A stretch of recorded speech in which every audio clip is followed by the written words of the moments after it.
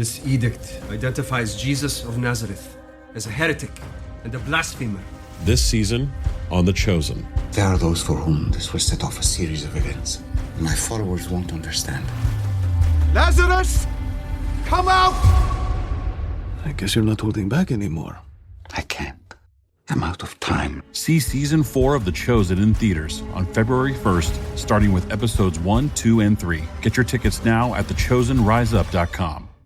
This is Hammond. And Jessica. And you're listening to the Friendly Atheist Podcast. If you like what you're listening to, please go to patreon.com/Friendly Atheist Podcast and leave us all the star reviews, however many stars they have now. I don't know anymore. I'd say 5 is generally the consensus. I'll take 5 unless it's out of 10, top. in which case that would be mean. How are you doing tonight? I'm okay. Happy you're going to go away for a long time? Yes, this is a rare midnight Wednesday. I have vacation brain. Look at you. I'm not going to do super great tonight. No, I'm leaving for the Pacific Northwest. Have fun. Early tomorrow morning, Thursday morning. So it's a Wednesday night. I just drove back from the city to play because I was playing kickball with my husband's kickball team. As one does. I did, Hemant, I know you're wondering, extremely well. I went 4 for 4. Look at you. And caught 2 pop flies. I did extremely well. Nice. They want to bring me back, but you know what? I'm going on fucking vacation. You get to go on vacation. It's okay. Every time I would do anything, I kept yelling how I was on island time and complaining that I wanted to go back to the bench because I had a beer there. Nice. So I'm very fun to play kickball with. Let's talk about the news. There's some stuff. Happy anniversary today. To whom? It's the 50-year anniversary of the Catholic Church saying birth control is immoral. Exactly 50 years today, Pope Paul VI released a document called Humanae Vitae, whatever the hell the pronunciation is. It's human life. Of human life. And basically he said birth control was, quote, intrinsically wrong. And just to rewind 50 years ago, and I'm sure you've heard this. This happened in my parents' lifetime? Uh-huh. Yeah, it's not forever ago. I guess birth control wasn't a thing forever ago. Right.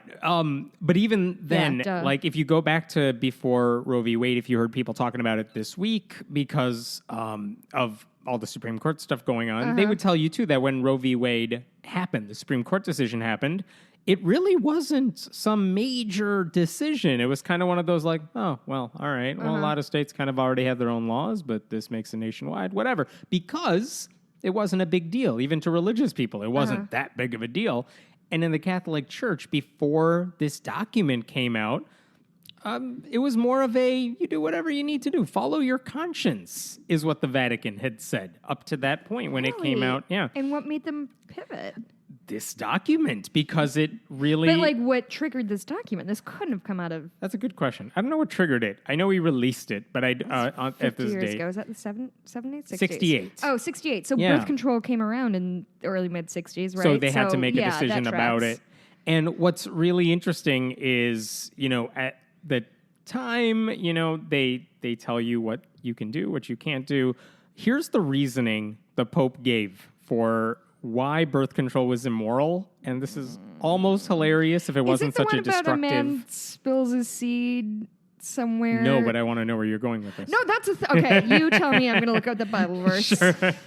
No, he didn't even cite the Bible because they're Catholics. They don't need to. Basically, they're Bible adjacent at this point. What he said is that a man who grows accustomed to the use of contraceptive methods may forget the reverence due to a woman and reduce her to being a mere instrument for the satisfaction of his own desires. If you use birth control, you might just have sex for yourself and have fun without actually thinking about what it's for and valuing the woman, because that's impossible unless procreation is an option. Wait. Yeah. So this whole thing was the Pope concerned trolling women? Yes. And saying, I'm doing this for you.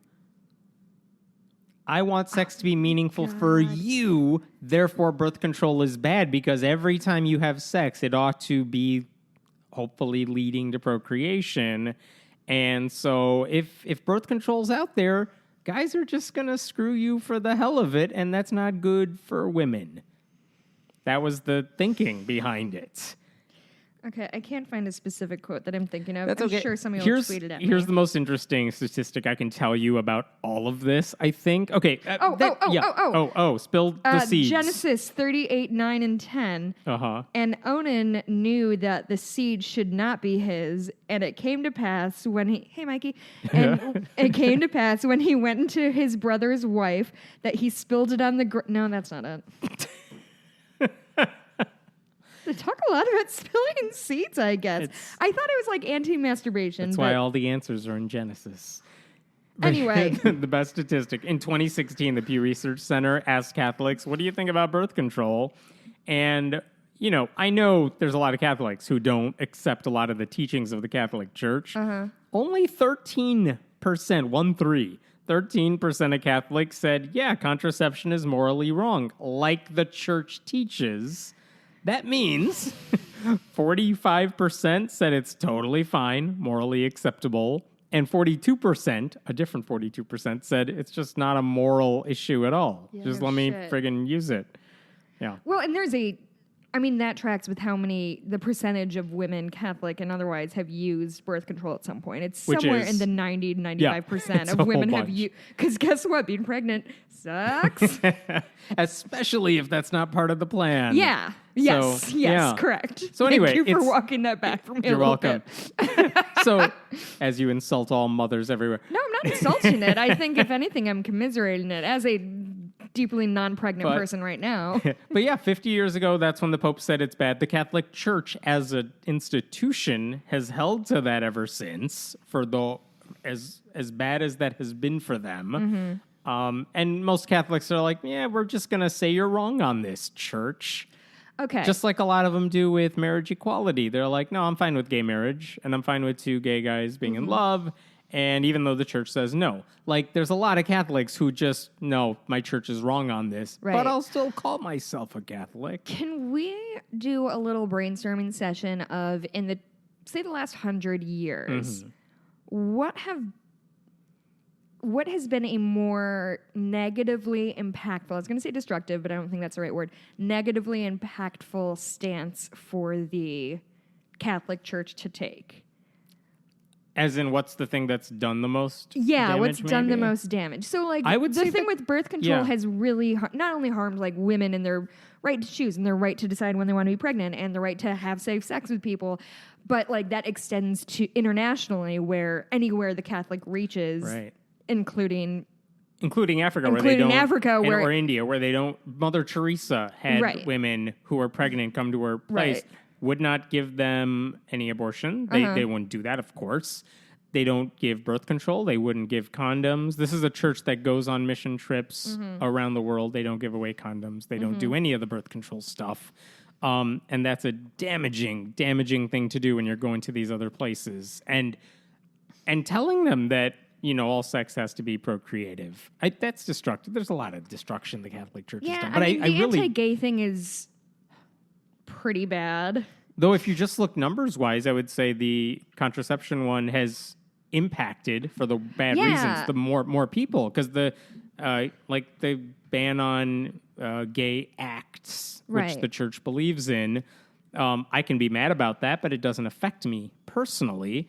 But the thing about contraception affects so many more people directly. That's true. It's much easier to turn a blind eye if you're not gay. Right. Whereas, like, if you're a straight person who wants to have sex, it's a conversation that you have to have. And keep in mind, we've also seen this play out because, you know, Catholic institutions, Catholic schools have pushed back against providing contraception when it comes to the Affordable Care Act. They're like, we're not going to include birth control in our insurance plans because that's abortion, or because our religion, it's not, or because our beliefs dictate it, which who cares? Not everyone follows your beliefs.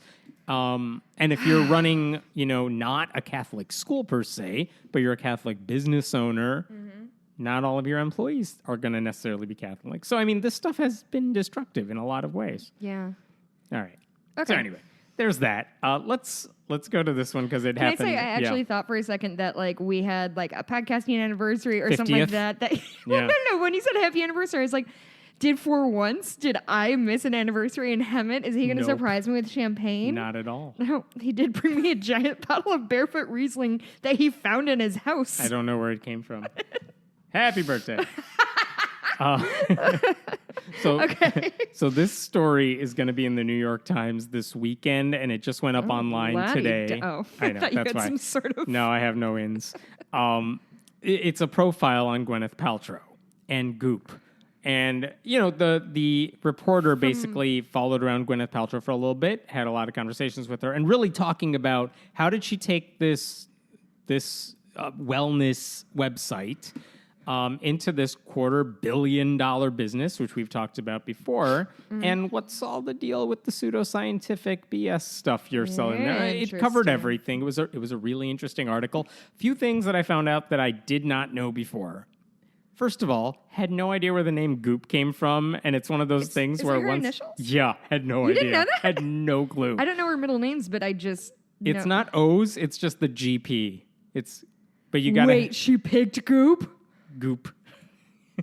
Yeah. Or Oh. someone suggested Goop because of her initials. But What are her middle names? I don't know. Okay, Whatever I'm the sorry, hell it I is. got a little I think off track. if I remember correctly, the article said she heard O's were good for website names like Google.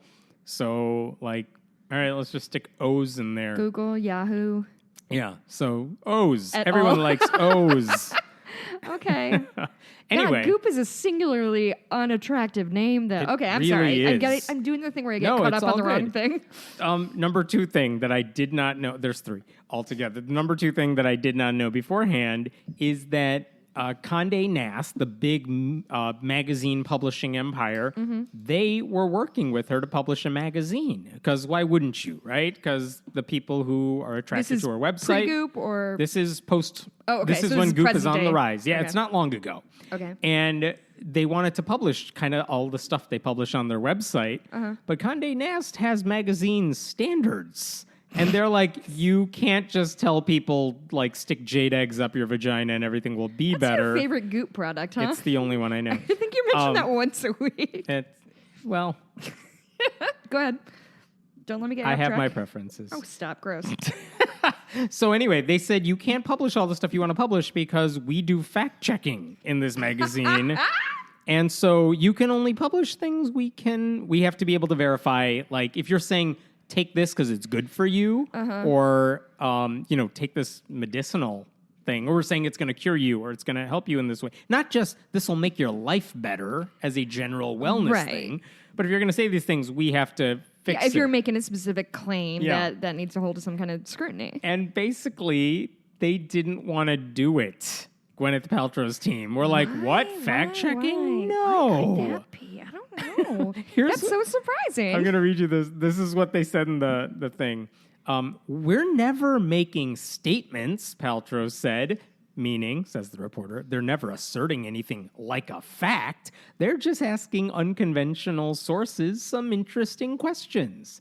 That was their defense here. We're just asking questions. Maybe you should have this coffee enema. Meh. Again, I know I say this every time you bring up coffee enemas. If you give yourself a coffee enema, do cool the coffee down before the enema. Go ahead. Yeah, and basically, this is the reporter channeling Gwyneth Paltrow here. Some would argue, her former partners at Condé Nast for sure, that it is giving an unfiltered platform to quackery or witchery. Okay. Wait. This is what the Gwyneth? reporter is saying. Oh. And then Gwyneth okay, but what is quackery? What is witchery? Is it claims that have been observed but not the subject of double-blind peer-reviewed studies? Yes, right? Okay, Gwyneth Paltrow would say. Then what is science? And is it all-encompassing and altruistic and without error and blah, blah, blah? Basically, if you tell her you need to fact-check it because it's good science and that's what you should do, her response is what is science? What are facts? You know, that's the second time that's come. I know I bring this up on this podcast, but Ona Rosenkari has been doing an extensive flat earther thing. Yeah. And they interviewed this flat earther dude. And first of all, I want to fucking pull my hair out. It was the most frustrating thing I to can listen to. imagine. But I feel like I hear a lot of that weird, it's like the opposite of an appeal to authority. It's just like, what does science know? Like, Right. science is flawed. It's done by people. People are What flawed. has science so done what for do me they lately? know? Like, Yeah. it's this weird. Like, they're so willing to question, like, what do we know? How does anything mean? But, like, they're perfectly happy to get in their car, get on a plane. Right. That kind of science they're a chill with. But if the scientists are like, the Earth is a globe, they're like, well, this conspiracy goes all the way to the top. Hold on, Mr. PhD / fifth grader. What do you know? Oh, Here's the Christ. third thing I learned that I had no idea about, and this was kind of funny. So the reporter kind of goes into all the controversies that have happened because they promote all this bullshit on the website. It's joked about all the time among critics. And people who are like, this is bullshit. Why are you selling this? And why are you getting away with selling this? And so Interesting this question. is- I would like an answer to. Yeah. And this is, I'm quoting directly from the article. After a few too many cultural firestorms and with investors to think about, GP, Gwyneth Paltrow, made some changes. Goop has hired a lawyer to vet all claims on the site. Wait, we've talked about this. They've sort of like backed off some of their like heavier claims, right? Yeah. Now, the Or thing more we assertive talked about claim. before is that they had put warning labels on their various articles and okay. products, ranging from like something that's total BS, which they called just for fun, Yes, to like yes. scientifically tested. Now they've actually, beyond just hiring a lawyer, it hired an editor away from Condé Nast to run the magazine that she's doing on her own, so she can put whatever she wants in it. It hired a man with a PhD in nutritional science, Uh-oh. which I don't know what that means yet, because there's some PhDs who Sounds believe like crazy some stuff. soul selling, my friend. He's also, by the way, a director of science and research who is a former Stanford professor. So, okay, they're trying to add some real scientific heft to their site. And then here's the kicker. In September, Goop, quoting Gwyneth Paltrow here, is hiring a full-time fact-checker. Is it me? Can I have that job? I don't know. That's got to. And Gwyneth Paltrow chose to see. Gwyneth Paltrow chose to see that as a quote necessary growing pain. Yeah, she's very put upon about it. Goop fact checker has to be the worst job in America No, ever. 10 out of 10, I would take that job. The thing that concerns me about bringing on the PhD is my fear would be that they would sort of tie his hands and not really give him any power. But then all of a sudden they have this Stanford PhD on their side to sort I of wonder if they say, bolster their here, why don't you claims." look at these 3 articles over here Right. and give your stamp of approval? By the way, on this other part of the site, we're selling, I don't Right, know, and it is going to be a question of like, how much power, lipstick that cures your cancer or whatever the hell they're selling now. like how much power do they give him, and how Yeah. ethical is he going to behave? Which I mean, I want to give him the benefit of the doubt. Right, and I don't know what they're going to have him do, and I don't know what the fact checker is going to contribute here, because I have a hard time believing that the stuff they push on the site is suddenly going to be either just a waste of money at best or useful. No, I mean, these sites like this, the wellness sites, they make a ton of money off of fooling people into buying stuff because they think Yeah, it's going to do something. And for I them. also don't think that some like qualifying language is going to sway people away from this, right? Like, Homeopathic medicine says it's homeopathic. well, I mean, And yeah, but like, I mean, I just don't know. Like, if I'm the kind of person that thinks like putting a jade egg in my area is going to give me X-ray vision or whatever she says. right. I don't know if I read the description and it says some may say that this does this. Like that's I don't think the kind of people who buy that are the discerning customers who are like, that's some qualifiers on there. Maybe it's not like up to scientific rigor, right? Like, but I guess at that point that's a buyer beware, like It's your own consumer damn fault at that responsibility. point. Yeah. Now, one of the criticisms has been she's making these claims that have no scientific merit to them. And the problem is it could genuinely hurt people. So when Yes. you're putting this cream on you or you're putting stuff up your whatever Shocked hole. there hasn't been a lawsuit yet. I know. And that's why it's concerning to her, I think, because now they're making It feels crazy like a matter money. of time. And so they need to make sure they're not subject to lawsuits. There must be something going on there because I have a feeling that like any like personal injury or like class action lawyer is like chomping at the bit to get Right. that because But other sites like this exist, and they have avoided that probably because they have the right disclaimers, or they say, Yeah. like, they don't cross the line like I think she has sometimes into saying what this product will do for you.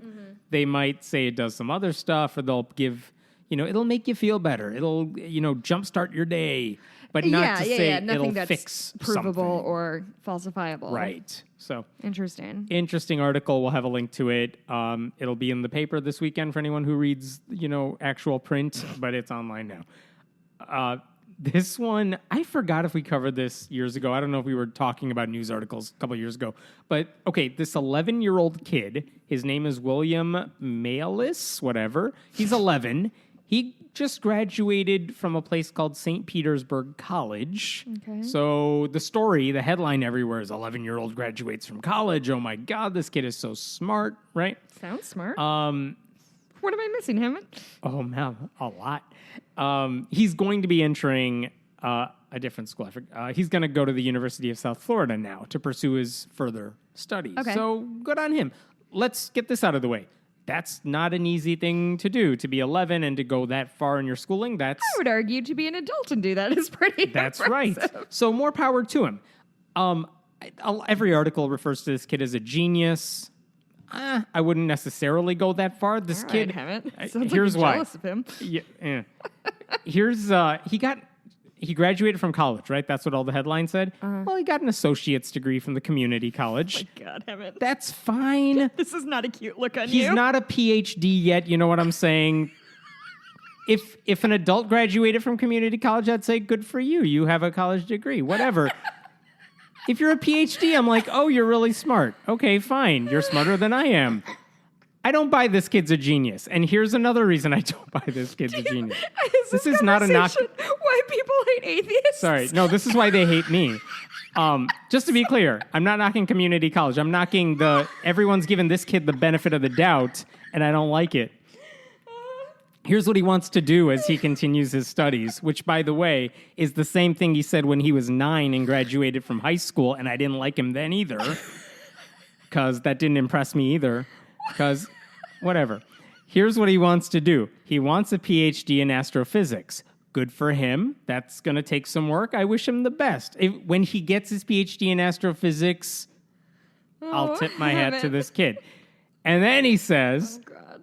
I want to prove that God does exist through science. The prestige was coming the whole time, and I knew it because there's no way we were just going to dunk on an 11-year-old kid for 5 minutes. No, without again, loosely what he did tying is it back not to atheism. easy.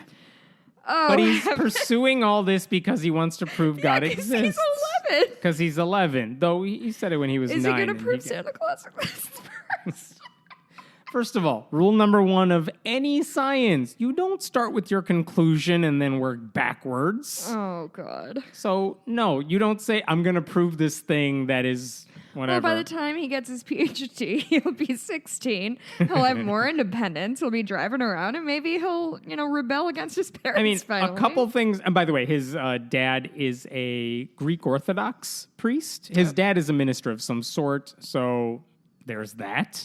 Not to take away his autonomy. And it seemed, by the way, not even credit to the parents, because they could have very well, you might say, they pushed him into this. It seemed very clear they did not. Oh, yeah? They just encouraged him to be curious. They encouraged him to ask questions. This kid did whatever it is he did, and they're letting him go to college, like not a Christian college or not a private random college. He's going to a real college. So, I mean, that's good on the parents. I'm curious. I feel like I'm surprised things like this still happen. I guess if he's that like putting advanced, a kid like that in a college setting? not even necessarily that, but just like allowing a kid to accelerate through schooling. Because I feel like maybe this is just like 10 years ago or whatever, but I heard a lot of people were redshirting their kids and trying to keep them back a year. So they were a little more mature when they were going on. So they had more opportunity to succeed.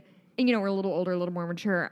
And the couple times I've heard articles where a kid did go to college or was doing crazy research at that age too.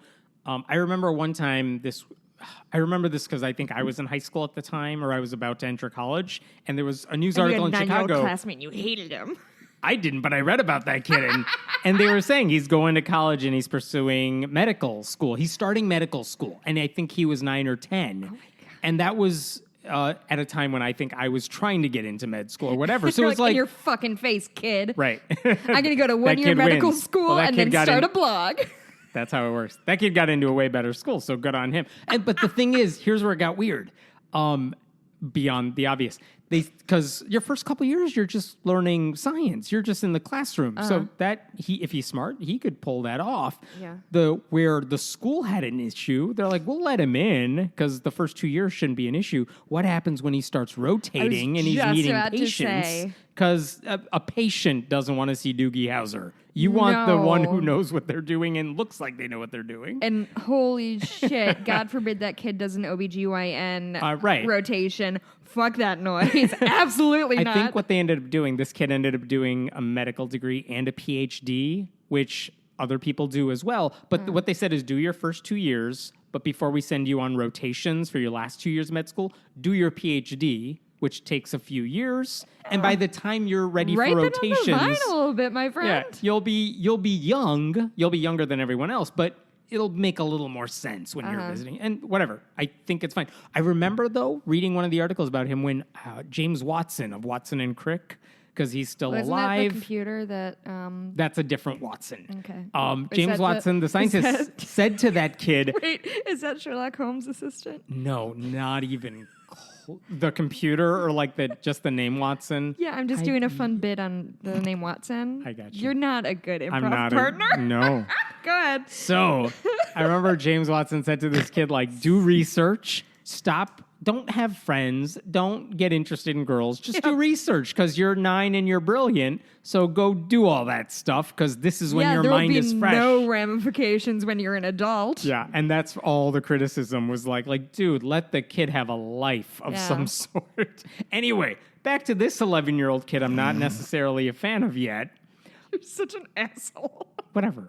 How am I the mean one on the podcast? And you're spending 10 wanna minutes monologuing. I'm not mocking the kid. If he's studying astrophysics and he's good at it and he gets his degree, more power to him. But I'm wondering what's going to happen as this kid goes through those studies, because a couple things could happen. One is he gets his degree, he learns as much as he possibly can about whatever aspect of astrophysics he wants to know. He's not gonna find God, and I'm wondering if at what point is it gonna hit him, and does he follow that evidence? And, like, how does he deal with that? There's astrophysicists who believe in God. Like, it's not, granted... Difference between believing something's out there and, No, like, yeah, they're I not, found him. their job, I proved they're him. not dedicating their lives to try to find him. But, Right. like, he's not necessarily going to become an atheist because he's surrounded by atheists. Right. No, I'm with you. He may And all the still evidence says he may that. still be a believer, but at some point he's going to figure out I can't prove God exists. And I'm so curious how that's going to play out in his mind, because, like, I've known about this kid for years since they started writing about him, and he's always said the same thing, that this is his goal in life. This is what he wants to do with the science degree. And, like, it doesn't take a genius to kind of look at that and say, well, you're not going to do that. Yeah. That's not even being a dick. That's like, if you just said, I want to pursue the science degree, we'd be having a different conversation. Right. What pisses me off is I'm like, well, you're pursuing this thing, and everyone in your circle is telling you you're doing the best thing ever, and you're going to do this amazing thing, and you're not. You're not going to prove God exists. You will maybe get your astrophysics degree. You're not going to prove God. So, like, no one has the heart to tell him this. I just want to say when I get this mad on the podcast, it's always about like women not having bodily autonomy or homophobia or racism, and having it's like this fucking kid is being coddled. What did you want to do when you grew up when you were little? I didn't know. Look at, I found this. We What were is cleaning that? up my It's thing. A coloring of It's some a drawing that I made when I was, I don't know, probably 6. Yeah. And I wanted to be a horse trainer, or as I wrote, horse trainer. And I did. I have trained a horse. Look at you pursuing goals. I know. Also, doesn't it look just like me? You know how I always wear does. pink turtlenecks? Okay. Yes. What else you got, buddy? Okay. Here's something that doesn't piss me off nearly as much because Not believe we just talked about that kid for 15 minutes. don't worry, we'll do it again when he's 12 and done with his first biology class. I'm sure. Okay. Do you think he's going to come home after his first biology class and be like, Mom, where do babies come from? Okay, here's another thing about this. What does he I'm so curious. This is not I just want to know. If you're 11, you may be super, super smart in this one area, but I'm sure there are huge gaps in his knowledge in other things we kind of take for granted. Yep. And I wonder what those are, because I don't know what they are. I mean, my question is just a level of like maturity. Mm-hmm. You know what I mean? Just like emotional maturity to deal with criticism and all that. Like I have an 11 or 12-year-old nephew, and like I love him to bits, but like imagining him defending a thesis, Right. I don't think or would. talking to professors, talking to adults. Yeah, And he got really mad a couple of years ago because his sister found more Easter eggs than he did. Right. So like, I don't know. And by the way, I watched that kid in interviews because as I was hate watching YouTube, and So he was fine. He weird. was well spoken and normal and we all have that such stuff. different hobbies. So here's another story. This appeared in The Atlantic this week. And I talked about this a little bit before. Earlier this summer, I spent a week surrounded by these researchers who were doing really neat things. He and didn't invite me. I apologize for that. But let me tell you what we did, because I don't know if I explained it thoroughly. Okay. And here's where the Atlantic article kind of comes into that. Basically, what they tried to do Are you featured is- in the Atlantic article? I was not. Oh. The person who was organizing this whole event, he's a researcher from Norway. He got together all these people that included sociologists, computer programmers, policy experts. And here's what he was trying to figure out. His premise was like, what things in our society, what parts of our environment, if we could change it, what would that do to the religion demographics, in society? So, for example, if we could find a way to make education cheaper and more affordable for everybody, I think, I'm biased here, but I suspect you would see fewer religious people in that community over time, right? If the Okay. entire nation was able to get higher But this education. is on a global level, right? Specifically Internationally? different nations he was trying to figure Okay. out. Like, can we program a computer simulation that says, well, if education became more accessible or if poverty disappeared at some level, can we figure out what's going to happen over time? And not just will they become atheists per se, but can you create a society, or what ingredients go into a society to create more charitable atheists or atheists who are more likely to belong to a community of some sort, or more analytical and self-critical of things they believe? Can we create those atheists? Because, we don't need to create just atheists, but Sure. specific types of them.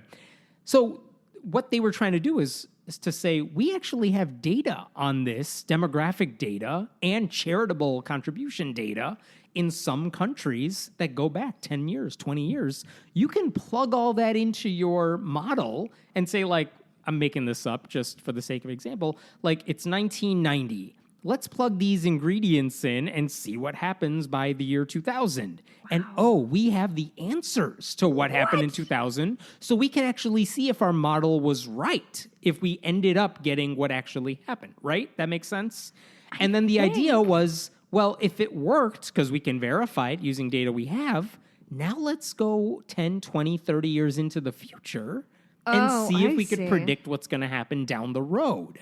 So the computer programmers were there to program all this stuff. These sociologists and those PhD researcher experts were there to say, these are the ingredients that we need to consider.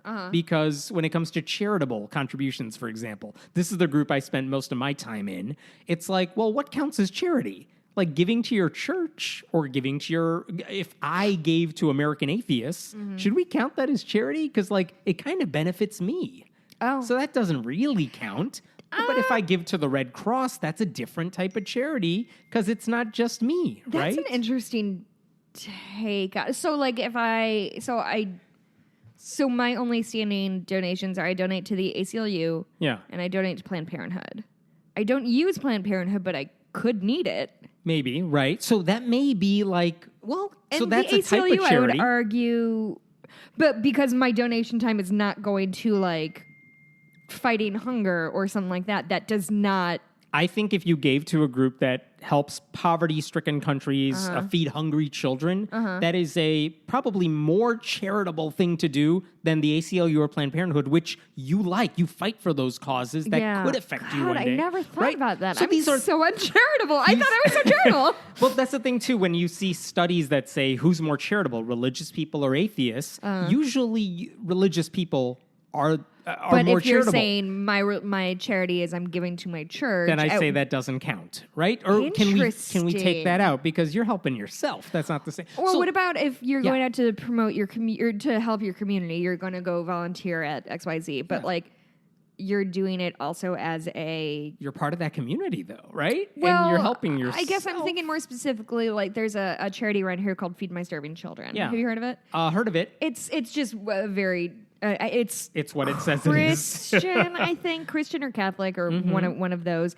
And literally, you go in for an hour, you fill up these bags, and they send them to impoverished nations. Of food. Did I specify it was food? They fill these food bags with rice and nutritional ingredients, seal them up, and you send them off. No, I think I'm being too critical because I was going to say like you're going to do it, but you're doing it to like promote your church, like get a picture and do. Sure. But that's me being a bitch. And about the it. thing is, we want people to be part of those charities. Those Right. are all awesome. If you're giving to your church and they're doing good stuff with it, more power to you. That's awesome. But if you're the giving to your question church to is- fix the pews, are you then helping? how charitable is that? It's good because you're giving to someone else, Right. but at the same time, it kind of benefits you. Whatever. no, now I have to rethink this my is whole what we generosity were. This is the whole thing structure. we were arguing. Like, what type of charity counts? Should we put as an ingredient into the program to try to figure out how do we create more charitable people and what counts as charitable? Anyway. This is what we discussed for like a week, right? Wow. So this goes on for a while, and now it's kind of up to and the policy people, myself included, were there to say, well, you know, we've seen this play out in some cases. Let's argue about it. And the computer programmers are now going to kind of take over, and there'll be research papers published on this stuff in the coming months. It was a neat, different thing to do, right? Anyway, That's really cool. that takes me to this Atlantic article that came out this week that really described this whole project in more detail.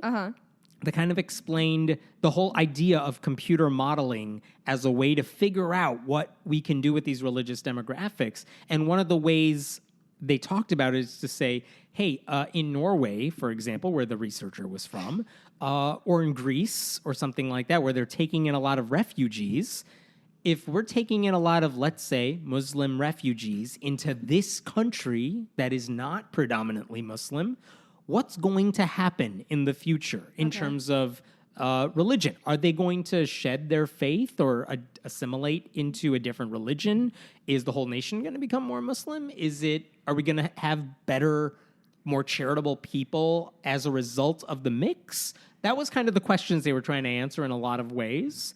And again, these are the idea behind the computer aspect of this is, well, we can run the program and see what'll happen Wild. if you can get the program right, which is obviously the controversial part here. But also, if you don't like what the results are, you can just run it again with saying, well, what if we took half as many refugees? Would that change the mix? And there's a little bit How of is- social engineering here that the Atlantic article was kind of picking at, saying like, that's kind of a weird thing that you're suggesting here to say, well, our simulations say this will happen. The most positive net result for our country is to if take we, fewer yeah. refugees. Yeah, that's a weird thing to suggest. Yeah. At the same time, it's saying, well, we're doing the research. We're not making this up. But when we get like quote unquote the result that we're looking for, is that they assimilate more? Like is That's there a totally fair question. is there negative result? There are large pockets of Muslim people in our country. Is that And is their that a bad- their version of negative Why results? would that be? And there was no answer not- to that, okay. right? Because that's But really was up that to quote the unquote like the beholder. result they didn't want, or like I can tell you from my experience, that's not at all what we Okay. said. Okay. Our goal was just to say what are the factors that go into it. And I think the overall goal of the research was really to say, we can do this on the computer. We could simulate this. Proof of concept. Proof of concept, and we could get it in the hands of politicians, and they should look at our research because we're doing these things that are useful. And hopefully the goal would be more refugees and how do we make everything better for everybody. How do you think Trump supporters would be like if we were like, hey, a computer program told us we should take more refugees? They would fucking riot. This is my argument against the Atlantic article, which is like, you can get in politicians' hands, but like, if they don't accept science or research or evidence to begin with, this is not really helpful to them. And so you kind of need people who understand what this does, what this can't do, what the controversies are. Two things I do want to say about the Atlantic piece. The title was, Artificial Intelligence Shows Why Atheism is Unpopular, which is kind of a stretch. What? And I almost did a spit take. Yeah, here's what they were getting at. The title suggested that certain factors we know create a more secular society. Okay. If there are no tragedies like tsunamis or terrorist attacks, you're less likely to run to religion. All right? So existential security leads to more atheism in general. Personal freedom, that no one's forcing you to believe certain things, then that's good. Pluralism. Just having different religions out there, not everyone's the same, then you're probably not going to hone in on the one. Right. And education. The more you know how to critical think, the less religious you're going to be. So all that's true. And it turns out in the U.S., where we're always told our freedom is at risk, and pluralism is seen as a bad thing by this administration, and higher education is hard to attain unless you're an 11-year-old kid. And like, Jesus Christ. We're slower to secularize than parts of Europe. Because in Europe, like, they're all atheists. Yeah. They don't think about religion. Yeah. So the article said, artificial intelligence shows why atheism is unpopular. That's not really what we did, but okay. And the other thing that, the other thing wasn't that important. But anyway, it was an interesting project that they were doing. The research papers are coming out now, which I have a lot less to do with. But it's going to start to come out. And I will just tell you, from being there with those people, it's like, I didn't know this was a thing. Yeah. And now it's, wow, that's amazing that you could figure that out. And that you could say, we created this thing. Let's go back in time and run the program and see if we were right, because we have that information to verify it before moving forward. And that feels like the beginning of a Black Mirror episode. Right? It was so cool. And were we right? Did we do good? Were we right no, to we give all women... die. I mean, that's the end result of all this. Were we right to give women the vote? We didn't study that, but in theory, you could maybe. In theory, almost certainly not. I think I saw someone say there was Patty Murray, the senator, was on the floor today saying something like, against the Roe v. Wade overturning, if the Supreme Court guy is confirmed, saying that women need autonomy. It makes them more likely to vote and be better citizens. And the response was like, well, that's probably why those people are so against women having autonomy. They don't want them to vote. But okay. Oh, I will take you. Yeah. No, super sidebar. Did you read the story about the conservative woman who went to the Social Democrat rally? Yeah, they made fun of it on Colbert, I think, too. I read it today. She went to an Alexandria Ocasio-Cortez rally. It's maybe 150 words. It's very, very, very short. Was this Daily Caller, or was it? It was one of those conservative It was Daily sites. Caller, which I definitely I clicked through to the website, and I have ad blocker on, and they make you pick either subscribe or whitelist us, and then there's a tiny little choice in the bottom. Whitelist us. Yeah. You're welcome. I can do jokes too. There's in the tiny little corner, it says I do not wish to support Descartes. It's yes, that's it. You found me. But yeah, she said something it's the wildest thing I've ever read. It's literally let me summarize it for you. Yeah. I went to this rally. I was eavesdropping on, I didn't mean to make that sound nefarious. I was just overhearing conversations of these women, specifically, why did they get involved? Oh, I'm tired of being scared. I'm angry. I feel out of control, and so I want to get involved in politics. And then she says, Cortez. Ocasio-Cortez. I don't know why that name doesn't stick in my head. Ocasio-Cortez comes out on stage, and she was like, I was so moved by this speech, and it made me realize that, and it's like this bullet pointed list of like, I imagined what it would be like, how I would feel, or how it would be appealing to like have healthcare assured to for my children.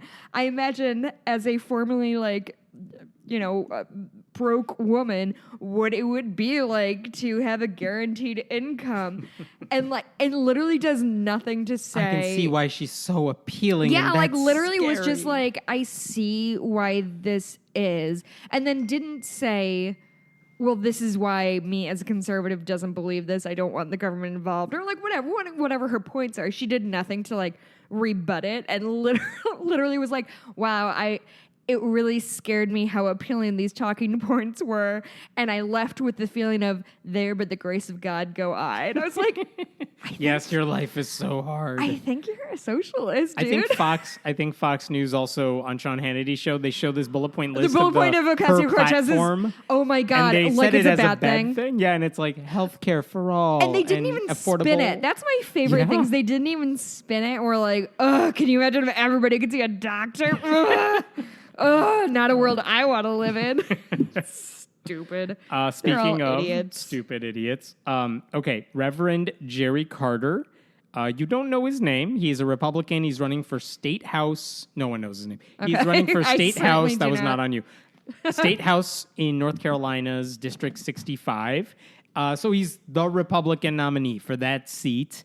And according to one source, which it's hard to confirm, but whatever, they said he was at a recent meet and greet with voters, and he was giving them his standard stump speech, right? And just trying to get some money from them for his campaign. And and I know this because a guy wrote a letter to the editor about what he said there. And here's what this Jerry Carter guy, here's what he said. Here's what he wanted to say. Oh, God. The founding fathers did not support separation of church and state. So, we should forget that. We want to merge religion and politics. but That's that's what wrong. he wanted to say. And Also, that would be that's wrong. wrong. But that's what he wanted to say. Here's what he actually said. Oh, and by the way, let me add two more things. We know the founding fathers did not support separation of church, or did support it, because Oh, someone's they going wrote to pull the that first, clip. I know. The First Amendment, the Establishment Clause says no establishment of religion. Yeah, it was Thomas tip-top. Jefferson wrote that letter to the Danbury Baptists saying there should be a wall of separation. And I've said, I'm quoting someone else here, but like the word religion appears twice in the Constitution, both times preceded by the word no. So like they didn't know that. Yeah. So they're not for religion and politics but being in the merged. Declaration of Independence, they said creator. Which is not our law, and that was the So, okay. but haven't. Rehash. But Thomas Jefferson, though. So here's what Carter actually said. He's like, no. They were for religion and government being mixed. Smushed. And here's why. If they did, if they did not support church-state separation, then why did they put one nation under God in the Pledge of Allegiance? You're lying to me. And the crowd applauded him, Are and he you sat down smiling. Are you kidding? Why did they put one nation under God in the pledge? That was my reaction too, which is silence, and my jaw dropped. I'm like, no, no. God. Hammett, how did we lose an election to these idiots? Just to state some of the obvious points here, the founding fathers... okay, you're going to fact check it? Thanks, Emmett. The founding fathers were talking, 1770s? That's when they were of age. 1776 is the popular year that we talk about. Pledge of Allegiance, not written until 1890. Oh, I thought it was the early 20th century. I'm pretty sure these guys were dead. Well, it depends on what you think linear time does. Yes. And, of course, that original pledge didn't have one nation under God. That was added in the 50s or the 60s? That was 1954. During the Red Scare. I'm pretty sure Thomas Jefferson was really, really dead. Hella dead. hella dead. So this idea that no, they totally did not support church-state separation because they put one nation under God in the pledge is bananas on like 8 different levels. Okay, I have a lot of thoughts on this. Yes. I have 2 thoughts on this. Same thing. One is that it's incredible. Okay, let me back up. Do you think he genuinely believed this, or do you think he was lying? Because I think he genuinely believes it. I think he probably heard, he's probably conflating things he's heard. I'm sure someone has said in his circles, conservative Christian circles, one nation under God in the pledge shows that we are a Christian nation. Right. Because that is a talking point I've heard before. And he just sort of mushed that together with the founding fathers the wanted this separation too. of church and state. So fine, that may be how this happened. So my 2 thoughts are my 2 thoughts are this. One is, and maybe this is controversial, and maybe this is a completely wrong opinion. Who's this guy? Is a public servant? I think his day job is just running a church. He's a reverend. Oh, okay. He's not in office at the moment. I don't think. Okay, that sort of takes the legs up from my first thing of maybe there should be like a basic test on history if you fucking represent our country. Yeah. Second is, what is frustrating about this is that we can hear this and we can laugh and do almost spit takes with our boxed wine.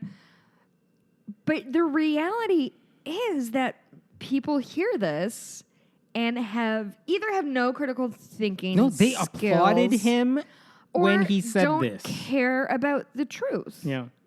Yeah. And- And by and the way, what- this and is a that- red. I looked this up because I'm like, is this guy going to win? It's a red district. But he's running for office. He's running for Okay, office, but so, it's a so red I was district. right. So That is a like, political thing. if you don't know anything about the candidates, edge goes to this guy. Yeah, I don't. I think that's been the most frustrating thing that I've sort of got. And this is not an original thing, but the most frustrating thing I've seen over the last 18 months of sort of the Trump era is facts truth doesn't matter. I mean, like what would they say post truth era? Yeah. And just this week we heard Trump saying like what you see and what you hear is not what's really happening, and like that's Orwellian as fuck. Right. And I like that. I think is what most deeply scares me of sort of the repercussions from where we are now is if people decide that truth doesn't matter, or if truth doesn't jive with their worldview, then it's wrong or aggressive or something like that. Like literally, I have my husband's uncle I follow on Facebook, and he'll post just like news articles from like CNN or NPR or whatever, like tend to be a little left-ish, but definitely not like super, super like slanted. And there's this one fucking dude that literally no matter what he posts, he just says fake news. Yep. Just knee-jerk reaction at this point. Also, he called the fact that the Democrats had Hillary as their nominee over Bernie, he called that high treason. So, like, this guy is maybe not the sharpest knife in the drawer, but he's a voter, and his vote counts as much as mine. Yeah, it does. He's a Bernie Trump supporter, like a Bernie Trump voter. So like, if he's the sort of There are people who believe this No, stuff. there David are. Barton has made a whole career out of promoting this misinformation. David Barton I remember years ago, it was probably 5 years ago, David Barton was on Jon Stewart, and I had no idea who David Barton was. I remember that.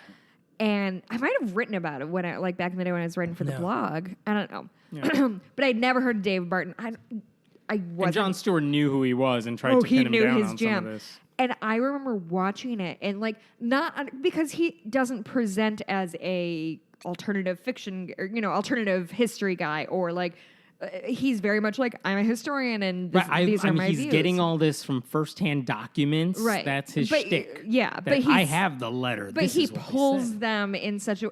And I remember watching it and like getting so angry. Like I literally I watched the extended interview and was just like, fuck this guy. And it must have been before I was Remember writing when, for the like- blog, because it wasn't like a thing that was on my radar. And he was just talking. I was like, what the fuck is this dude talking about? Back in the day when misinformation made people angry. Well, it still makes me angry, along with so many other things. By the way, the reason we know that this guy, Jerry Carter, said all this is because of this letter to the editor, which happened to be written by another reverend.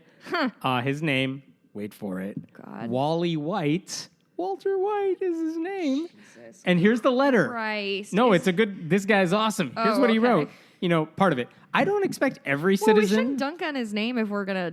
Then I'm dunking in the best way. I like it. I don't expect every citizen to know all these facts. I do, however, expect someone running for office to make sure what he's telling voters is true. I already expect this of a minister, but stepping into the political spotlight has an added layer of responsibility. Wally. Misinforming the public, whether by ignorance or lies, is irresponsible and harmful. Facts matter. The public depends on people in authority to know what they're talking about and tell the truth. Wally White. Boom. With the Dude. mic drop. Where is this all taking place? North Carolina. I tried reaching out to Carter, the guy who said it. Did you? Two things. Okay. Trying to figure out, dude, you got this wrong. Do you want to say a statement? Do you wanna know it was wrong? apologize? Do you care? Right. That's what I asked him. I wanted to ask him. I tried looking for this guy's contact information.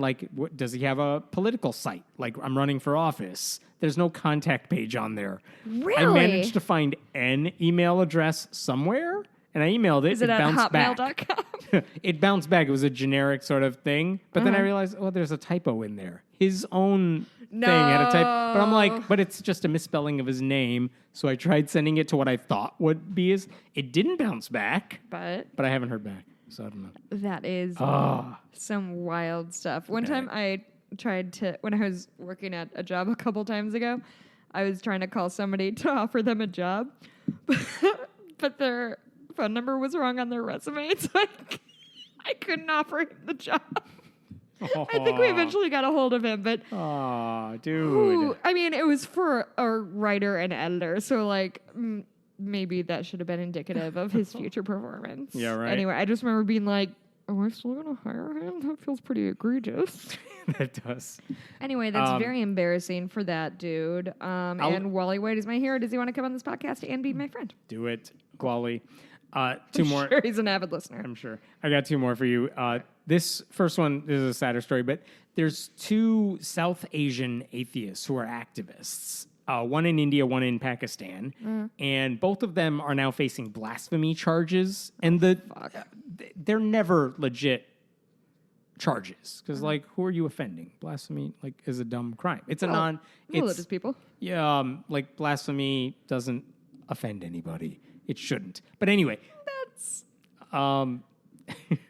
It's a victimless crime. That's the saying. Because, who are you offending? God? Whatever. Anyway, the first one is against a guy named Babu Gogineni, who I've met, who is awesome. He is a former director of the International Humanist and Ethical Union, IHEU. He is kind of like India's James Randi. He debunks stuff, and he gets media attention when he debunks stuff. Like a Sanal... Edamaruku, we talked about him a while back, too. I interviewed him a couple years ago and That's right. cried at the end of it. Because he was basically professional. exiled from his country. It's a... it was before we had the podcast, but it's probably up on YouTube somewhere. It is the most incredible story I've ever heard. Anyway, go ahead. So Babu, basically, one of the things he did last year that got a ton of attention in his part of India that he's from is that he went on TV, let's say kind of like a cable news show type of place, where they had two healers on TV. And basically, they were the type of people who say, energy can heal your body and it'll cure your problem. My third chakra's all janky. Yeah, and they offered consultations over the phone for money. And basically, I don't remember the exact details, but Babu was also on that show that day on purpose. They invited him. Oh, okay. And he basically proved that they're full of it. And it was an amazing clip. Oh, yeah, Babu. So more power to him. That went viral in his community for a lot of reasons. And one of the person who filed this blasphemy charge against him, she said she had seen his speeches online where he talks about this work he does and why God doesn't exist and why these pseudoscientific things are wrong. And that's kind of it. Then she filed the blasphemy charges against him. And Really? listen, I'm just going to read off a brief thing. Here's the litany of charges against Babu. Attempting to wage war against the government of India. Promoting enmity between different groups on grounds of religion. You're making them fight against each other. No. Obscenity. Insulting religious beliefs. Public mischief. Like all of these charges. And here's the thing, too. I don't even know if he knows he's been accused of all of this stuff, because right now he is starring on his state's version of Big Brother.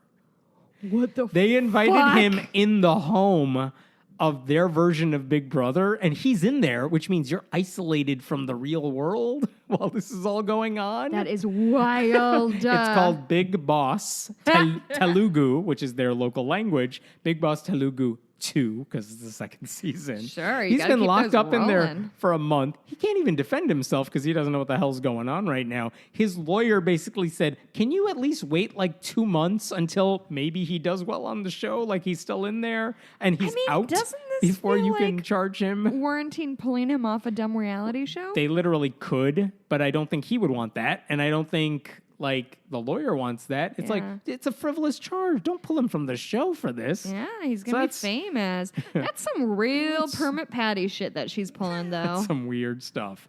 And the other woman is a Pakistani activist named, sorry if I pronounced this wrong, Gulalai Ismail, and she is a feminist activist. She works Yeah, with a group girl. called Aware Girls, which is all about Yeah. promoting women's rights and peace. And basically, there's a campaign of defamation against her for undertaking immoral activities. Which are I think trying to fight for women's rights. what a whore. That's kind of it. There's again, if you're asking me like what's the reason, there's no real reason Sure. for any of this.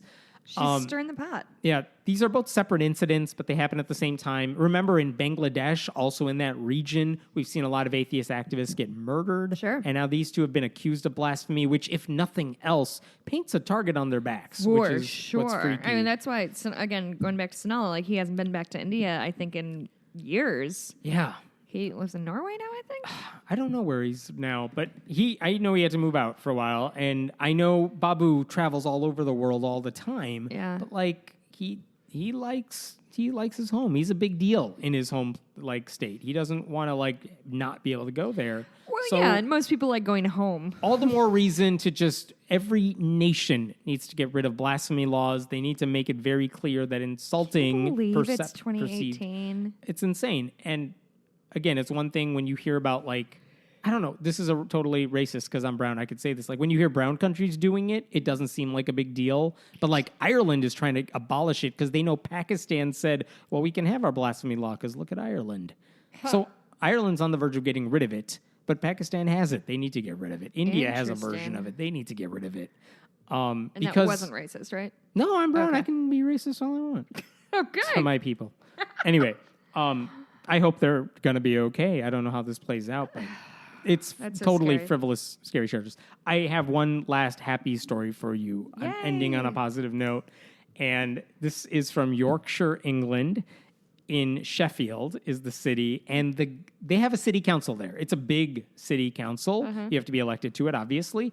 And I guess, sorry if I have the details wrong, but I guess of the council members, they elect their leader among the council members. Okay. And that person is called the Lord Mayor. Dope. It's more of a ceremonial title Doesn't than matter, anything it's else, cool as hell. but it is cool as hell. The guy who is currently the Lord Mayor is not only not a major party candidate. Imagine electing a Green Party candidate Okay. for some title like this. It doesn't happen that often. He's the first of his third party to have this title. He is a Green Party member, but I don't know if it's the same here as it is there. His name is Majid. Cool. He's a British Somali activist. And if I'm you in love with this man. come around and look at his portrait, yes. because I love when you call me over. oh my God, this guy is badass.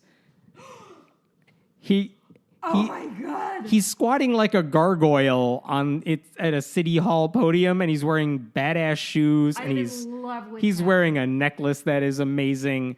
Oh my God, Right? So anyway, he's already controversial because he's kind of cool. My heart. You're going to Anyway. post that picture, right? Yeah, I am. The people deserve to see it. So anyway, here's what he How did. can he look cool while he's squatting? He does, though, right? This guy, there's a big music festival taking place in Sheffield. I think it was last weekend. He's a singer and guitarist, right? You know what he's doing? He's just walking around, shaking hands like he just wants to meet people. Oh my and God, does he want to meet me? everyone wants to take their pictures with this guy because why not? But there's a poster that he put up, and people took pictures of the poster, and it's going around social media. And basically, it's from this guy, and it says Sheffield's 10 Commandments. I'm gonna read you all 10 because they're awesome. 1, no number, I'll go through. Be kind. Yes. Don't be a prick. Nice. Do epic shit. See the good. Don't lose hope. Do it differently. Always buy your round. Yes. Don't kiss a Tory, the Conservative Party, right? Tell your ma you love her. I'm so And number 10, number 10, you've got this. And then at the bottom, Lord Mayor Magic Majid. And then it's just his bobbling head on the poster. What are we doing here? Why aren't we in Yorkshire? Right? And then he added on Twitter underneath that post, like he posted that picture. And then as a follow-up comment on Twitter, number 11, be good to trees. I'm literally tearing up because I forgot politics could be good. Now, I love him. this was controversial. Guess why it was controversial? Because people are the fucking worst, and who gives That a is shit? the right answer. They were mad that he said, don't kiss a Tory.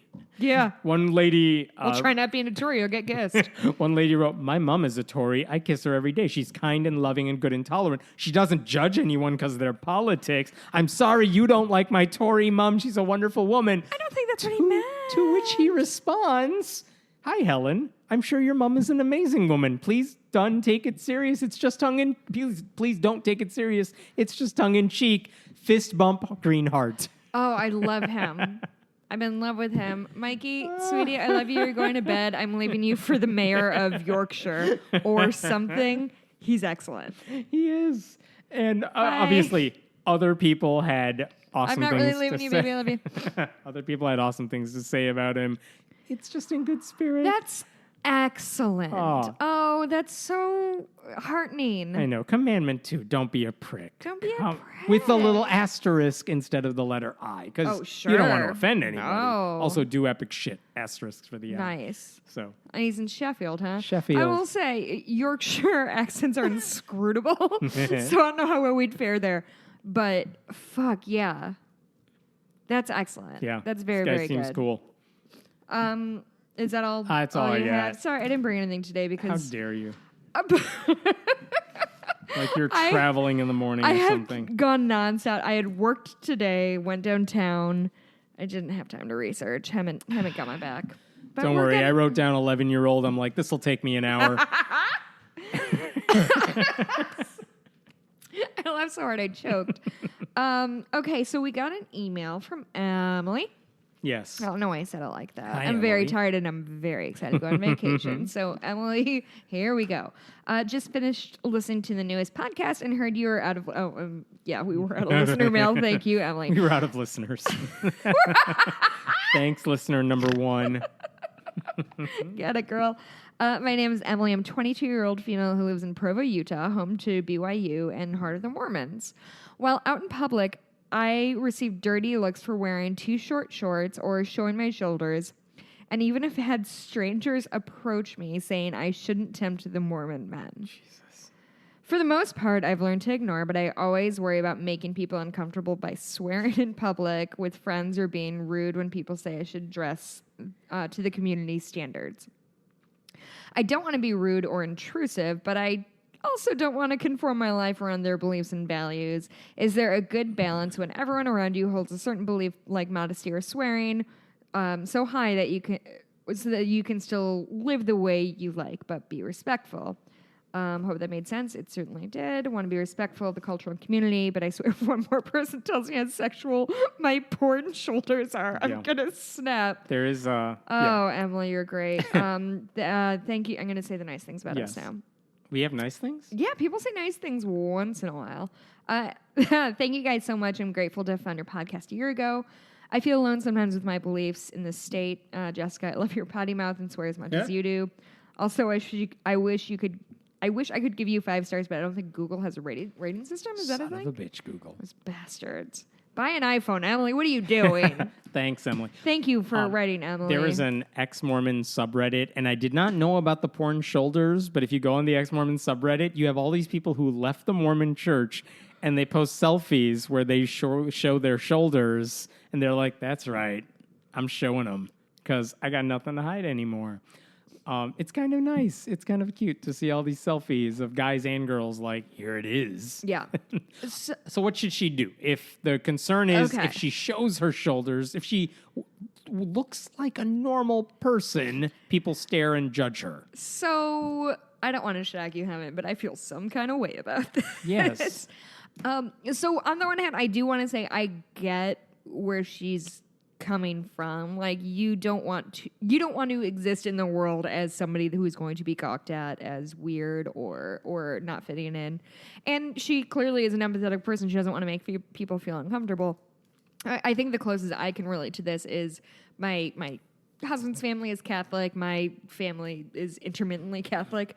And a lot of times when I go in a Catholic church, I'm like, ugh, can I wear this? Can I wear that? Ultimately, I don't give a shit. But so I understand this idea of I want to be me, but I want to be respectful. That said, for me, that's me going into somebody's church. You're like going to fucking Starbucks.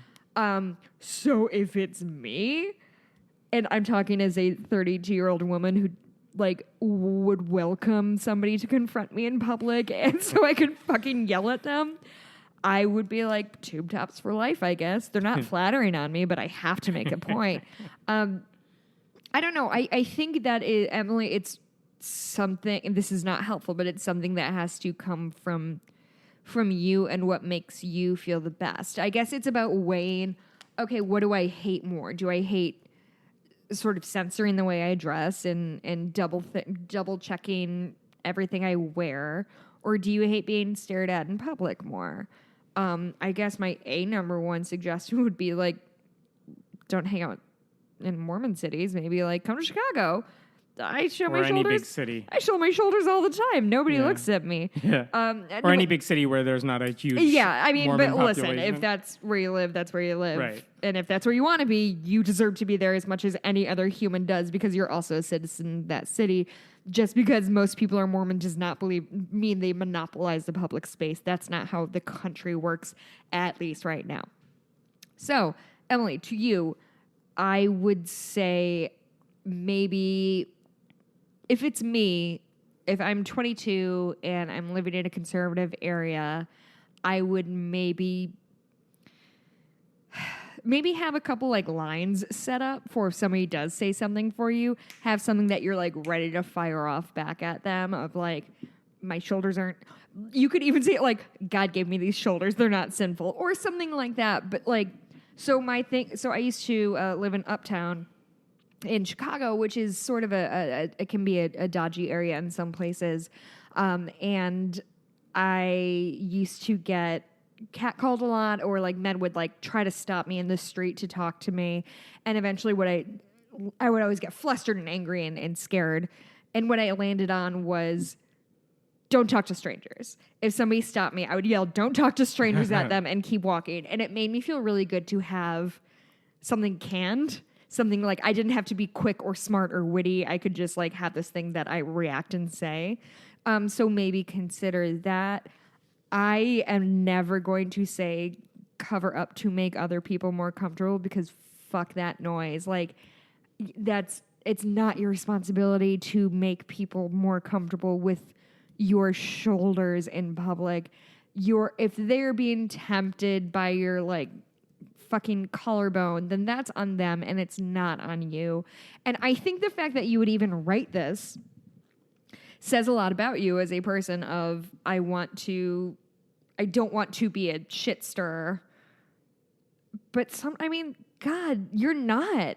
It's not on you. This is okay. It's very nice of her to be considerate of that. It is. But Emily, this is not about you, and this is about them. So my sort of alpha omega advice is you do you. You go out and be as comfortable as you want. If you see people gawking, my favorite thing to do is lock eyes with them until they get too embarrassed and look away. I mean, how many tricks do you think I have for being a woman in public? The answer is infinite. Yes. Eye contact makes people extremely uncomfortable. If you do it for long enough, they'll feel like an asshole because they forget that there's like a head attached to the body. And so when you remind them vis-a-vis eyes, they don't like that too. If somebody says anything to you, think of something that makes you feel powerful or brush or de-escalates or whatever you need. I don't know. Like, I'm sorry. I'm sorry that you have to deal with this. I've dealt with a lot. The whole living in a religious community and people judging me based on the way that I dress has not personally come up. But I think that you need to be true to yourself. And I also think that if you started changing the way you dress to appease the Mormon men, not even in your life, it's just men on the street. Who fucking cares? Like, Jesus, like, just go on your day, Mormon man, and hang out with your 47 children who are all blonde. Like, they're fine. They'll get over it. You do you. Live your life. Don't modify how you dress or do whatever you want. Do what makes you feel comfortable. I'm not here to tell you how to live your life. But if it's me, I'm not changing the way I dress. I am lining up some zingers, and I am getting ready to make some uncomfortable eye contact with people in public because they don't like that. And that's my advice, question mark? Thoughts? I got Thoughts nothing to on add. it? That's a good answer. Was it? Yeah. Did it stop being a good answer 7 minutes ago? No, Emily, if you're listening, let us know if that was helpful. Yeah. Because I don't have anything to add to that.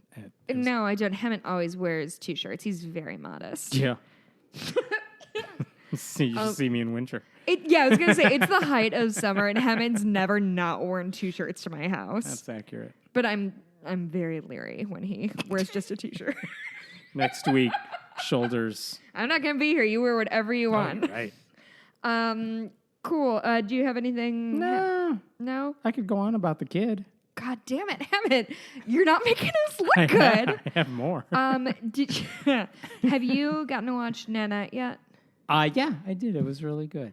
I enjoyed it. It was totally different than stuff I'm used to seeing stand-up wise. And yeah, I would say it's good. loosely stand-up. Right. It's Hannah Gatsby. She's a gay comic from Australia, from Tasmania specifically. And I've heard, I think, like many people, like, this is amazing, this is incredible. And I would say the first 30 minutes, I was like, this is very good. I'm not like, it's not the most amazing thing ever, but it's good. And then the last 20 minutes, I ugly cried, and then I had to have some quiet time. It, to me, is one of the most powerful moments I've seen for me. One of the most powerful moments I've seen on stage. It was incredible. It was very, very good.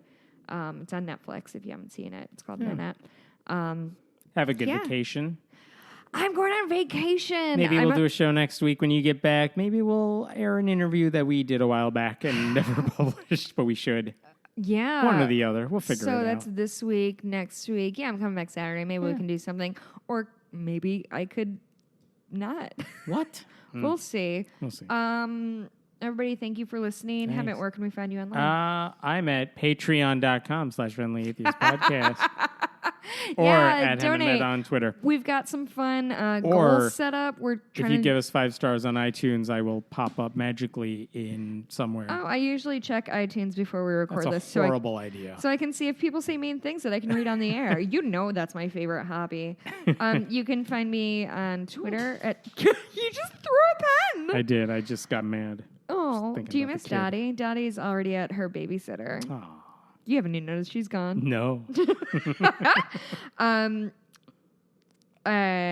Blueberry, BLUEBURIE. You'll just be seeing a lot of pictures of pine trees because I think that's what the Northwest does. Have a good trip. Thank you very much. I haven't gotten to the point where people say something mean about me yet. It doesn't matter. That's okay. I'll leave something soon. You're an asshole. You're welcome. All right. Bye, guys. Bye.